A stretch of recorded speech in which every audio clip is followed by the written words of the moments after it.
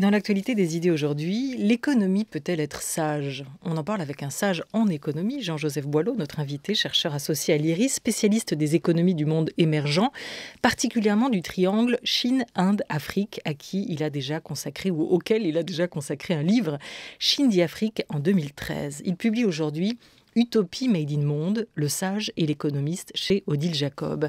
Un essai d'économie et de philosophie recommandé par Florian Delorme de Culture Monde, qui se penche sur diverses initiatives dans le monde, des utopies réelles ou concrètes, pour développer, penser d'autres modèles économiques, pour trouver des solutions à la crise de notre civilisation industrielle et à cette mondialisation chaotique. 8 ans après, et à la vitesse où vont les choses, vous continuez donc à penser que la Chine, l'Inde et l'Afrique feraient peut-être le monde de demain. Bonjour à vous, Jean-Joseph Boileau. Bonjour. Il n'y a pas eu d'erreur de diagnostic en 2013, le temps vous a donné raison. Il faut toujours continuer à regarder vers ces pays-là, vers l'Asie, vers l'Afrique, pour essayer d'imaginer d'autres modèles. Mais disons qu'on ne pourra pas changer le monde si 90% de la population mondiale n'y contribue pas. Or, ce dont on s'aperçoit quand on passe comme ça des années sur le terrain, c'est qu'ils pensent un peu différemment. Et que d'autre part, alors qu'on a l'impression que tout va très mal dans ces pays-là, qu'on a au contraire des gisements d'optimisme, de confiance. Je suis même allé les chercher en Chine par rapport à l'image qu'on a de la Chine totalitaire, etc. On s'aperçoit que ce que l'on entend, on va dire en Europe, sur les limites de cette civilisation industrielle, vous l'entendez là-bas de la même façon, et vous l'entendez avec l'histoire longue, c'est-à-dire à la fois il y a de la géographie, mais il y a aussi de l'histoire longue. C'est-à-dire, vous voyez, dans le livre, on va se balader avec les bonnets jaunes chinois au 1er siècle de notre histoire qui ont mis à bas la dynastie des Han sur des utopies, puisque c'était déjà cela, des utopies qui étaient celles du bien commun. Ces pays, ce sont des laboratoires de la pensée aussi. Et c'est ce qui est passionnant dans ce livre, Jean-Joseph Boileau, c'est qu'il y a des expériences concrètes que vous avez rencontrées, en tout cas ceux qui les portent, ces expériences-là. Mais il y a aussi des nouvelles façons de penser, des intellectuels qui s'appellent Carlos Serra Jr., qui s'appellent Vijay Kumar, qui s'appellent Dani Rodrik. Et eux pensent le monde dans lequel nous vivons. Dans la globalisation, c'est vrai que les idées, en général, circulent quand même pas aussi facilement que les marchandises. Et c'est bien dommage. Vous aviez envie, en portant leurs paroles, de montrer aussi qu'en décentrant nos regards vers des utopies hors Europe, on avait beaucoup à apprendre en arrêtant de se voir comme le centre du monde et de la pensée. Oui, parce que, vous le savez mieux que moi, on a quand même, et notamment en France, un peu tendance à parler de la patrie, du savoir universel, de la raison, etc. Et on est dans une période inquiétante d'un certain point de vue parce que chacun donne l'impression qu'il veut un peu se refermer sur lui-même. Et en tout cas, c'est l'image, quand je reviens en France, que l'on projette un peu partout. Et on s'aperçoit que tous les matins, vous avez des milliards d'êtres humains qui se lèvent avec des schémas mentaux qui sont finalement assez proches de ce qu'on a appelé en Occident l'utopie. Utopia, livre de Thomas More. Alors, eux ne l'appellent pas utopie parce que, justement, les racines ne sont pas latines, que vous soyez en Chine ou en Inde ou dans la plupart des langues africaines, où on croit qu'on parle le français. Oui, on parle le français, mais on parle d'abord les langues africaines, notamment le swahili. Et donc, mais que derrière ces différences régionales, vous avez un fond commun qui est quand même impressionnant, qui est que les humains aspirent à un monde toujours meilleur. Et c'est ce que le philosophe Cioran, qui est un Roumain, nous a pas mal appris, alors qu'il était lui plutôt un peu cynique dans sa façon de voir les choses. Il dit les humains sont fascinés par l'impossible. Et effectivement, c'est ce qu'on voit. Et donc, ce que j'ai voulu faire, c'était non seulement aller sur le terrain, rencontrer un peu ces expériences alternatives, mais c'est aussi parler de ces intellectuels, de ces économistes qui, eux, travaillent tous les jours à construire un monde un peu différent. Dani Rodrik, c'est sur la mondialisation modérée, et c'est extrêmement important parce que face à, on va dire, la crise de la mondialisation, on a un risque de repli xénophobe, nationaliste, etc. Et il dit, lui, voilà, si on conçoit une mondialisation modérée, il n'y a pas de raison de se renfermer tous.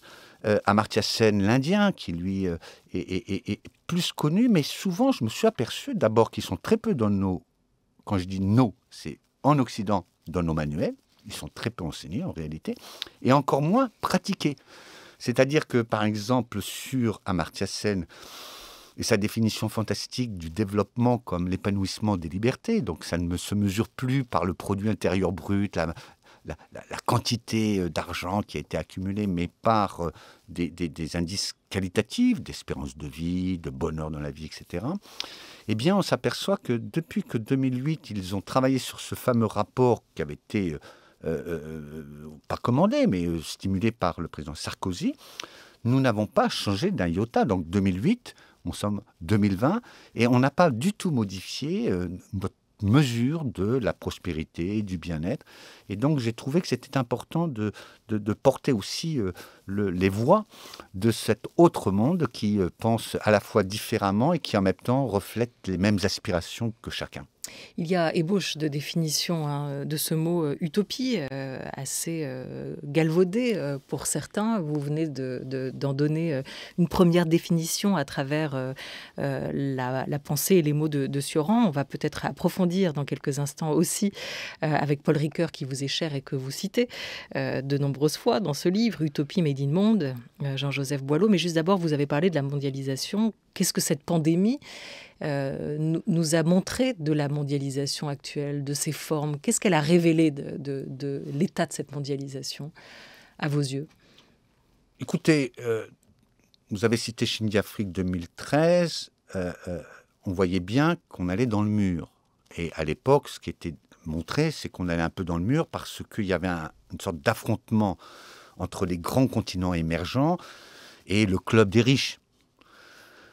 Ce que la pandémie montre, c'est que nous sommes allés un peu plus loin et que la mondialisation, ce n'est pas simplement justement une mondialisation des marchandises, c'est au-delà, c'est-à-dire c'est la pénétration massive de l'espèce humaine dans tout. Et notamment, c'est vrai que ça me frappe de voir en l'espace, je ne suis pas tout jeune maintenant, donc des quelques années de ma vie, à quel point les mondes naturels n'existent quasiment plus. Donc nous sommes allés mondialiser le monde animal. Allez, il faut utiliser le mot tel qu'il est. Je ne dis pas que les virus n'existaient pas avant. Ils existaient avant, donc il faut faire attention, il faut être pondéré. Mais en l'occurrence, d'après ce que j'ai compris, discuter avec les uns et les autres, on voit bien que cette catégorie des coronavirus, et il y en aura d'autres qui vont émerger avec le changement climatique, et ce que probablement la Sibérie va nous relâcher comme virus qui existait il y a des années, qui avait disparu, enfin des années, des siècles, c'est que nous voulons toujours pousser plus loin cette, non pas exploitation, mais cette destruction de ce qui nous entoure. Donc je pense que c'est bien qu'il y a toujours dans les mauvaises nouvelles de bonnes nouvelles. On verra comment on va s'en sortir, mais j'espère en tout cas qu'on lit ce livre avec un sentiment de confiance dans l'avenir. Les êtres humains ont, depuis la nuit des temps, effectivement, amélioré la conscience qu'ils avaient d'eux-mêmes par des essais-erreurs, dont des accidents, et de trouver ensuite les solutions communes. Donc je pense que cette épidémie est un wake-up call, les gens disent, hein, mais c'est une alarme supplémentaire. Et je reste persuadé, pour ce que j'ai vu, et il faut vraiment que les Français en aient conscience, que sur la Terre, partout, des gens s'attaquent à ces problèmes, à leur mesure, avec leurs solutions. Et c'est ce que j'ai appelé les utopies réelles, qui, par rapport à ce qu'on a connu, nous, au XVIIIe, XIXe siècle, ne sont plus des grands mouvements révolutionnaires, mais sont des mouvements patients, très appuyés sur les sagesses populaires héritées. Donc j'utilise beaucoup de proverbes, notamment d'histoires, des fables, pour montrer comment cette sagesse est inscrite dans les mentalités collectives et qui change le monde, et je pense qu'ils le changeront. On va écouter Paul Ricoeur donner sa définition de l'utopie avec cette très belle archive dénichée par Jean Bulot dans la grande besace des entretiens littéraires de l'INA. Une mine, nous dit-il. On écoute Paul Ricoeur. L'utopie a une fonction, justement, de contrepartie de l'idéologie en proposant le nulle part, puisque utopie veut dire le lieu qui n'est nulle part, qui est opposé au lieu où nous sommes. Comme je disais tout à l'heure, d'où parlons-nous? C'est la question de 68. D'où parlez-vous? On parle toujours d'un lieu d'appartenance. Et alors, l'utopie, c'est un lieu de non-appartenance. C'est un lieu de nulle part. Alors, est-ce que l'utopie n'a pas une fonction qui est précisément de corriger l'enfermement dans l'idéologie. C'est le côté anti-idéologie qui me paraît important. Et alors, est-ce que nous n'avons pas toujours besoin, je vais dire, de rêver d'un ailleurs pour habiter correctement le lieu où nous sommes? C'est un peu l'idée du voyage, ça touche quand même à des choses très profondes de notre culture, l'itinérance. Hein. Actuellement, les voyages jouent un peu ce rôle-là, le tourisme, à bien des égards. Il y a un côté utopique, des variations sur notre appartenance en étant ailleurs. Voilà, on se demande depuis plusieurs semaines avec les invités de la Grande Table des Idées pourquoi on ne rêve plus, pourquoi les enfants ne rêvent plus, mais les adultes non plus. Peut-être justement, comme le dit Paul Ricoeur, parce qu'on ne voyage plus, pas simplement nos corps, hein, mais aussi nos imaginaires. Paul Ricoeur nous le dit, l'importance de rêver d'un ailleurs pour essayer d'habiter correctement le lieu où nous sommes. C'est aussi ça le projet de votre livre, Jean-Joseph Boileau. C'est trouver ce lieu nulle part, cet ailleurs qui nous fait c'est pas du tout ce que je cherchais, parce que lorsque je rencontre Odile Jacob, qu'on dit on va donner une suite à Chine d'Afrique, je lui pose, je lui dis, mon sujet en ce moment c'est l'utopie, mais sous un angle qui était très négatif. Parce que le mot utopie a une résonance très négative. Et notamment un grand essayiste français, on a fait la mère de toutes les dictatures. Quand même, il faut le dire.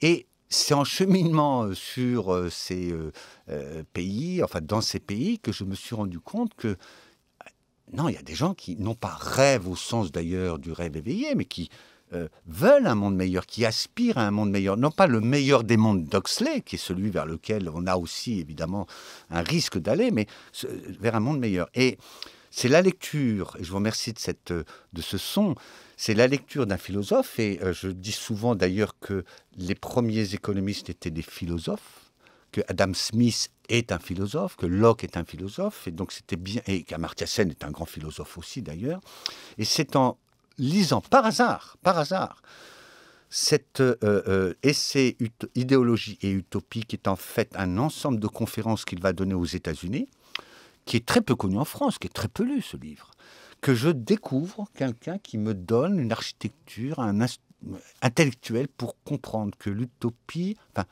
une société sans utopie est une société sans dessein, c'est ce qu'il dit. Et qu'il y a un mouvement de yin et de yang, comme disent les Chinois, entre l'idéologie qui est une fonction intégratrice à un moment donné, c'est pas négatif du tout, mais cette idéologie devient dépassée, comme on le voit avec notamment le capitalisme et aujourd'hui ces problèmes de changement climatique, d'inégalité, etc. Et ce qui permet de dépasser cette idéologie qui devient réactionnaire, c'est précisément l'utopie. Et alors par contre, je suis allé un peu plus loin que Paul Ricoeur, parce qu'il dit que ce qui tranche entre l'idéologie et l'utopie, c'est-à-dire ce qui permet de distinguer le bon du mauvais de chacun, c'est ce qu'il appelle le jugement de convenance. Et c'est en fait en Asie, en Orient, que je vais trouver la meilleure définition de ce qu'il appelle le jugement de convenance, et qui s'appelle tout simplement la sagesse, qui est un mot chez nous, là par contre, qui n'a même pas de consonance.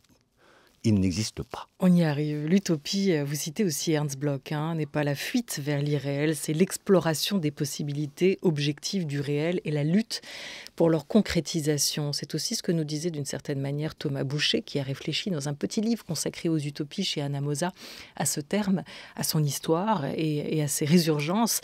De l'importance, plaidait-il, des utopies pour enrayer les logiques de l'ordre en place. C'est peut-être dans cette définition-là que vous accepteriez aussi ce terme, Jean-Joseph Boileau. Si on en revient effectivement à ces mots de Paul Ricoeur, on comprend qu'il y a des utopies qui ont montré leurs limites. On comprend que l'idéologie va ou peut être contrariée par certaines utopies. Est-ce que la première d'entre elles, c'est celle du progrès à vos yeux, l'idéologie ? C'est un peu le point de départ dans le livre, qui est la contestation, on le voit bien, dans le monde, et là encore c'est général, de ce qu'on a appelé, ou on appelle le progrès. Non pas que les gens contestent le progrès pour le progrès, mais ils en voient aussi tous les aspects négatifs. Parce que derrière cette roue du progrès, il y a des gens qui sont broyés tous les jours. En Inde, tout le mouvement de renaissance de l'agriculture dite naturelle est tout simplement, non pas le refus du progrès, mais le refus d'un la révolution verte qui a entraîné un empoisonnement de toutes les nappes phréatiques, qui a entraîné l'apparition de cancers, qui met sur le marché des fruits, des légumes, des céréales qui sont mauvaises pour la santé. Donc, le point de départ dans l'écriture a été de poser la question, les économistes et le progrès. Est-ce que les économistes ont une définition du progrès, puisque c'est ça qu'ils visent, les économistes, qui est correcte? Et c'est vrai que la question méritait d'être posée. Je pense avoir trouvé un truc qui n'est pas à débattre, mais qui est que le progrès humain, s'il n'est pas au centre de tous les progrès, à la fois économiques, politiques, scientifiques, eh bien, ne peut pas progresser avec les autres, parce que les progrès, chacun dans leur domaine, souvent se font contre l'homme, contre les humains. Le progrès économique, on l'a vu au moment de la révolution industrielle en Occident, a été une machine à broyer les êtres humains. Le progrès scientifique dont on parle autant aujourd'hui avec les vaccins, eh bien, on sait qu'il est à l'origine aussi de déviances qui sont terribles. Les guerres mondiales ont bien été l'expression de ces fameux progrès. Voilà, vous parlez de cette prospérité, de ce gâchis écologique de quelques-uns qui ne sont possibles que parce que la moitié du monde vit dans la pauvreté matérielle. Autrement dit, ce progrès n'est pas mauvais en tout, loin de là, mais ses bénéfices ont surtout été inégalement répartis. Et vous citez aussi tous ces penseurs du siècle dernier qui ont critiqué le progrès et qui déjà nous alertaient. Le monde est pris, analysez-vous, Jean-Joseph Boileau, entre le consensus de Washington, libéral, et le consensus de Pékin, autoritaire, qui partagent la même idéologie productiviste du progrès. Deux modèles économiques et écologiques qui se révèlent aujourd'hui insoutenables. Mais dans la crise actuelle, c'est à nouveau quand même les deux pays, les deux modèles qui semblent tirer leur épingle du jeu. Comment vous l'expliquez ? C'est du court-termisme ? Non, ni les États-Unis ni les Chinois ne vont évidemment s'en sortir. Enfin, je veux dire, il faut être clair. Le plan de relance de Biden, par exemple, qui est une absurdité sur le plan des défis de la planète, ça peut se comprendre sur le plan macroéconomique de créer des emplois, etc., etc. Mais sinon, remettre 2000 milliards sur la table, alors même qu'on voit bien qu'on est face à un monde fini et qu'il y a 80% de la population qui n'a même pas accès à la satisfaction des besoins de base, n'est pas une bonne réponse. Le modèle chinois, et le modèle, moi j'appelle de Pékin, parce que la Chine, c'est grand, la Chine, ça. Et Hong Kong, Taïwan, tout ça, c'est la Chine aussi. Mais le modèle de Pékin est un modèle qui sera... qui n'est pas celui je pense, du totalitarisme soviétique, c'est celui qui est très bien montré par Aldous Huxley. Donc c'est la société de surveillance avec une prospérité et simplement la majorité de la population est plutôt gagnante au système, notamment les classes moyennes. Bon. Et ce modèle n'a pas d'avenir parce qu'on le voit bien avec la façon dont les Hongkongais, les Taïwanais, mais aussi en Chine même, je raconte en Chine comment dans mes contacts de tous les jours, je vois qu'il y a une résistance par rapport à ce système. Et pour les gens qui aiment bien lire les romans policiers, je leur dis toujours... Vous avez Xiaolong Xiu, qui est auteur d'une vingtaine de romans policiers, les enquêtes de l'inspecteur Chen, qui vous montrent que le système ne tient pas. La population chinoise, dans son histoire, s'est rebellée. Ce que je dis, la loi des dynasties en Chine est de chuter, la loi des utopies est de les faire chuter. Quant au modèle américain, on sait bien qu'il n'est pas soutenable dans toutes ses composantes. D'ailleurs, c'est la raison pour laquelle ces deux modèles vont chercher à s'affronter et à recréer derrière chacun d'entre eux des sortes de petites souverainetés ou des suzerains pour les accompagner dans cette nouvelle guerre froide. Je pense que l'humanité n'ira pas vers cette guerre froide.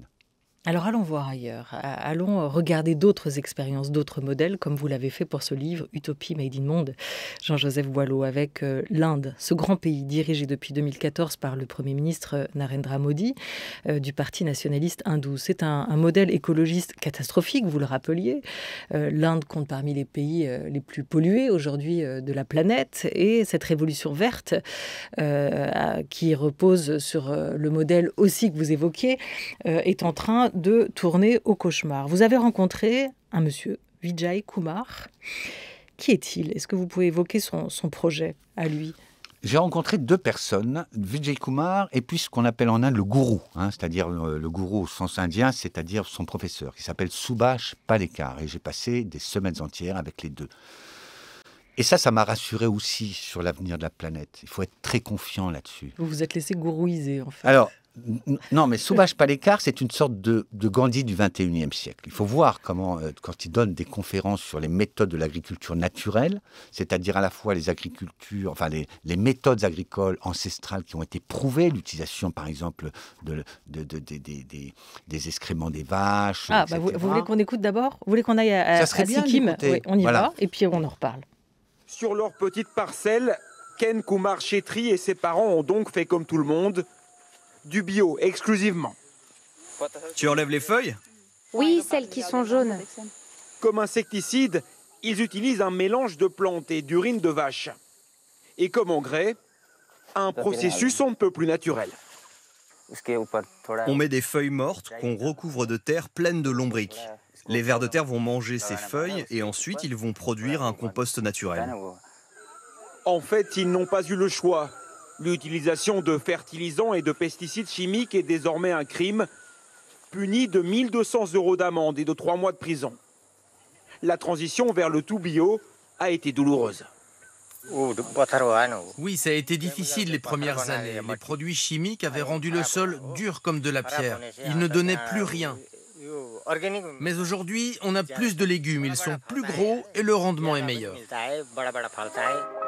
Ce succès biologique, c'est pourtant l'exact opposé de la politique agricole de l'Inde. La région du Sikkim est coincée entre l'Inde et la Chine, deux des plus gros consommateurs de pesticides au monde. Une région verte au milieu de deux géants chimiques. Sikkim, un petit îlot dans un océan de pesticides aussi. Vous étiez en train de nous raconter. Lui, il connaît, Kumar aussi, ce lieu, cette expérience-là. Alors, qu'est-ce qu'il propose? Alors, Vijay Kumar, lui, c'est le haut fonctionnaire, ce qu'on appellerait l'énarque, puisque ça a très mal... bientôt, il va falloir dire autrement. Bien sûr, voilà, il faudra dire autrement. C'est le haut fonctionnaire qui est convaincu que quelque chose ne va pas dans le système, et qui trouve donc auprès de Subhash Palekar, qui est un fermier qui a fait des études. Donc c'est le progrès. Souvent, les gens pensent que on revient à des méthodes traditionnelles et qu'il n'y a pas de progrès. Pas du tout.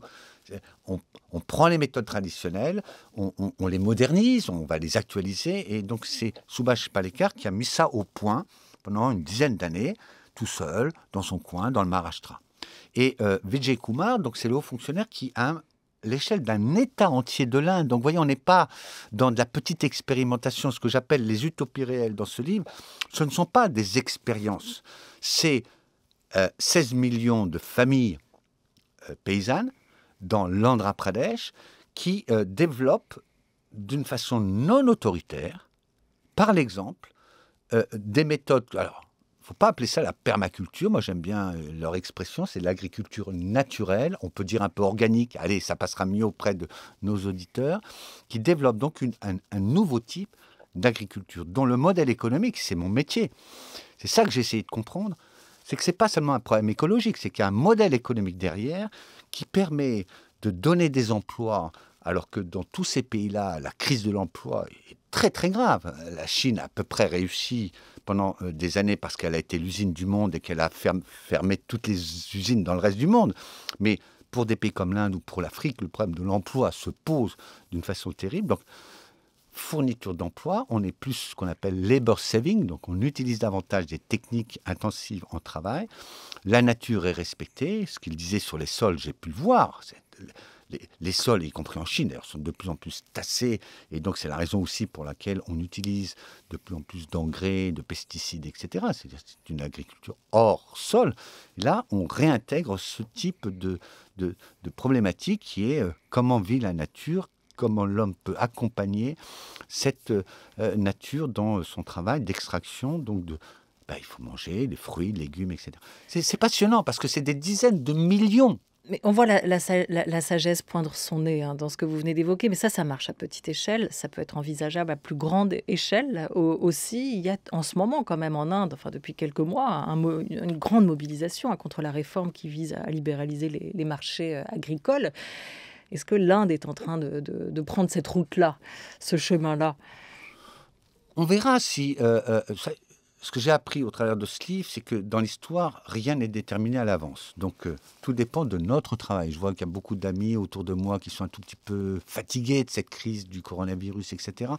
Je leur dis toujours, ça dépend de vous aussi en très grande partie. Donc on va voir ce que cela va donner en Inde. Mais au moins, ce que j'ai pu voir, c'est que c'est par millions de familles, d'agriculteurs, que ce mouvement a démarré.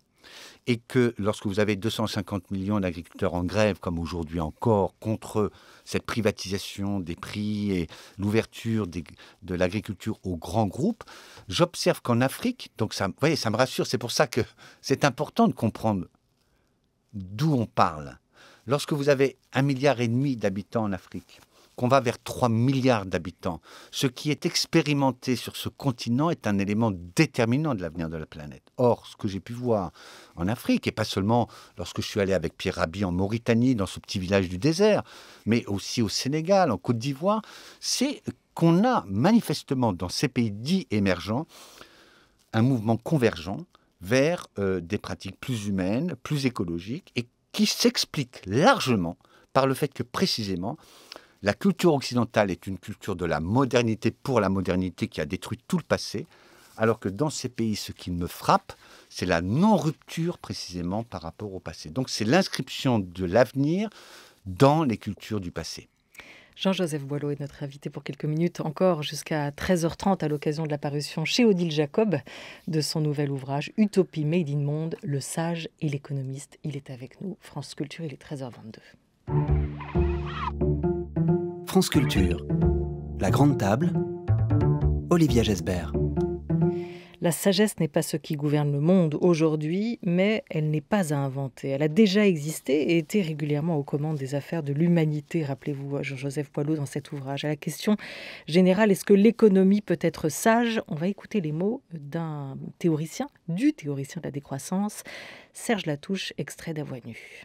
Qu'est-ce que c'est que la décroissance, au fond, hein ? Derrière le slogan provocateur, c'est la rupture avec l'occidentalisation du monde. Et par conséquent, c'est la réouverture de l'histoire à la diversité. Et par-delà la diversité, on retrouve finalement une sorte de fond commun universel qu'on appelait la sagesse. Et donc toutes les sagesses sont toujours basées sur la capacité de s'auto-limiter, que ce soit le stoïcisme, l'épicurisme, le bouddhisme, les sagesses africaines, les sagesses amérindiennes, etc. Donc on peut retrouver comme ça des quantités de grands ancêtres. C'est extraordinaire. Il y a chez Épicure, effectivement, des phrases, etc., qui nous parlent encore aujourd'hui et qui font sens par rapport à nos pratiques et à nos excès. Et donc pour vous, il n'y a pas d'anachronisme ? Si, il y a un anachronisme, mais bien évidemment, c'est à la fois, on voit bien qu'ils sont dans un autre monde, mais en même temps, tout ce qui est humain nous parle. Et donc ça nous parle encore. Là, il y a un exemple de sagesse dans ces mots de Serge Latouche, tel que vous l'entendez, Jean-Joseph Boileau.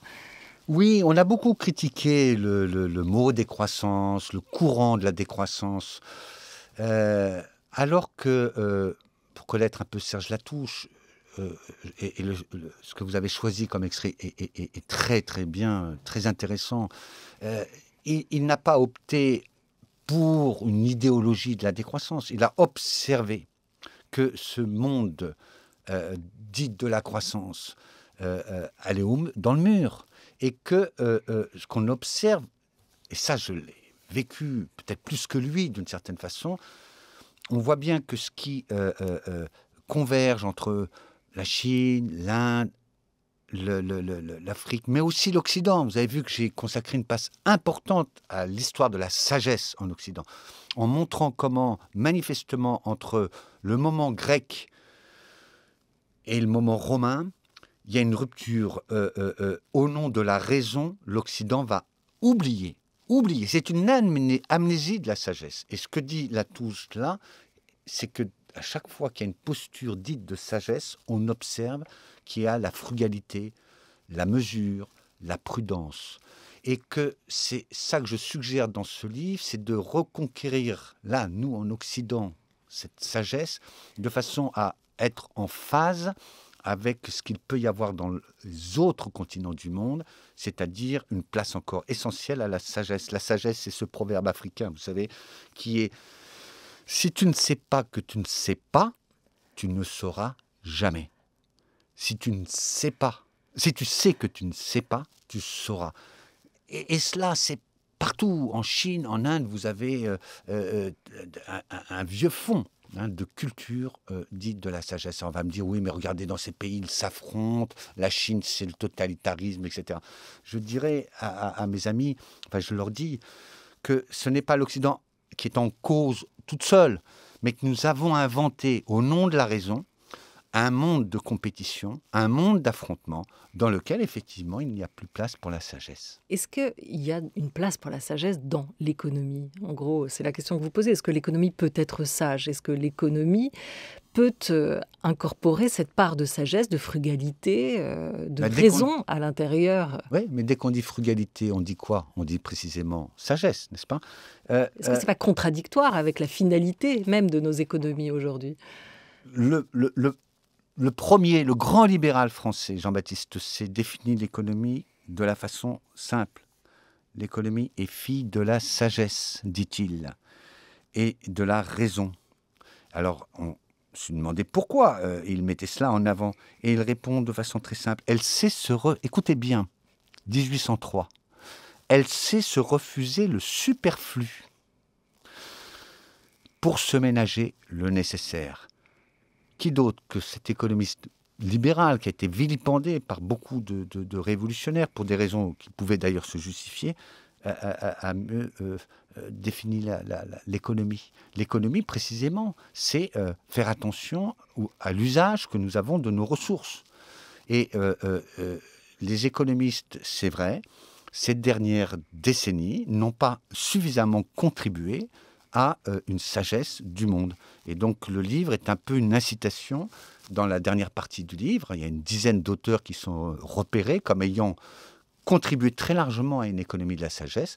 Et donc il faut nous emparer de leurs travaux sur la mesure du développement humain, sur l'écologie, pour avancer.